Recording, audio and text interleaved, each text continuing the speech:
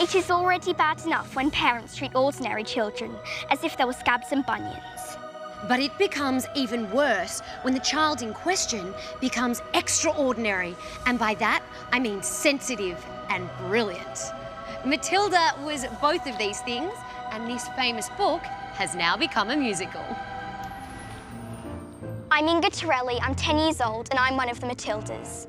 Today you're going to see an exclusive behind-the-scenes look at Matilda the Musical.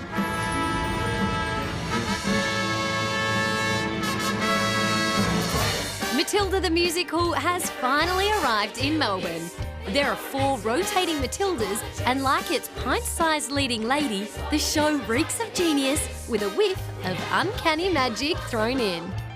Ingrid, what is the best bit about playing Matilda? Well, I really like hanging out with all my friends backstage, and I also like working with really cool people and just being on stage and like performing. And what's it like when the curtain goes up and the lights come up and you see the crowd? Do you get nervous at all? I don't get nervous, really, but it's just like so exciting, like you get to perform in front of like so many people, and yeah, it's so cool. And you're such a beautiful, smiley young girl, but when you play Matilda, I'm told that you're told not to smile. Is that tricky sometimes? Well, yeah, it is, because I'm pretty smiley. And like when the audience laughs, it's like hard for you not to laugh because you kind of catch it. No, it is such a great musical and the music is amazing. But do you have a favourite song that you perform? Oh, I like Naughty. That's a really fun one. I like that one too. And what is it that you love about it so much? Like, it's such a happy song, but I'm still not allowed to smile. But yeah, it's just so much energy in it. I like that one too. Would you mind teaching me a few dance moves to that a little bit later? Great, let's do that.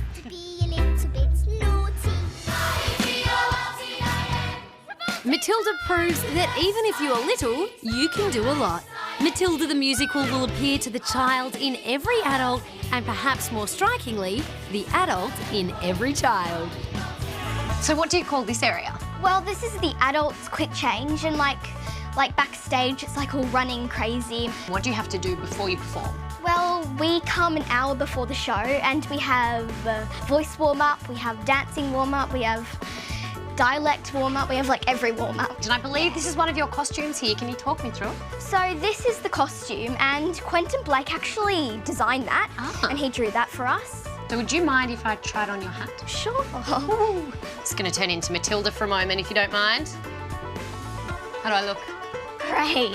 Sometimes you have to be a little bit naughty. That was really good. Oh, thanks. Now get out of here, you little stinkwort.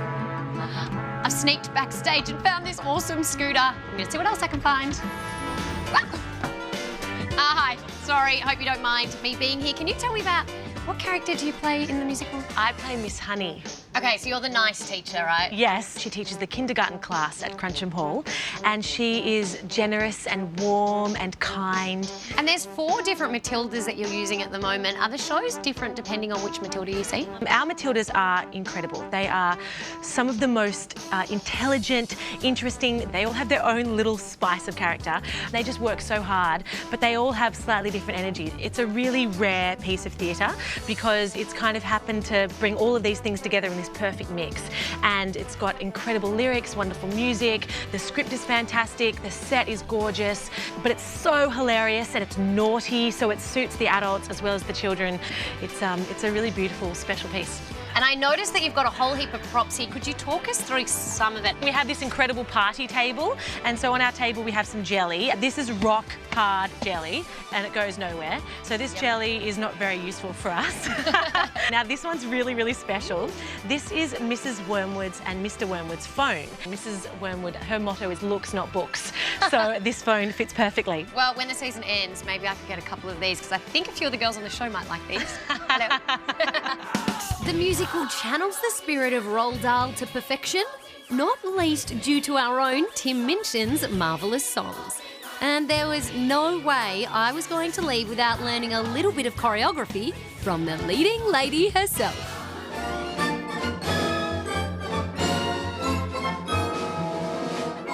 All right, I think I've nailed it, and it's showtime. Winterfall was inevitable. They never stood a chance, they were treated that way. Sometimes you have to be a little bit naughty. Thank you, thank you. Bravo, bravo, encore, That is the magic of television. And that's what it's like being in Matilda the Musical. It's Melbourne's turn to bask in the glow of Matilda the Musical, so book your seats now.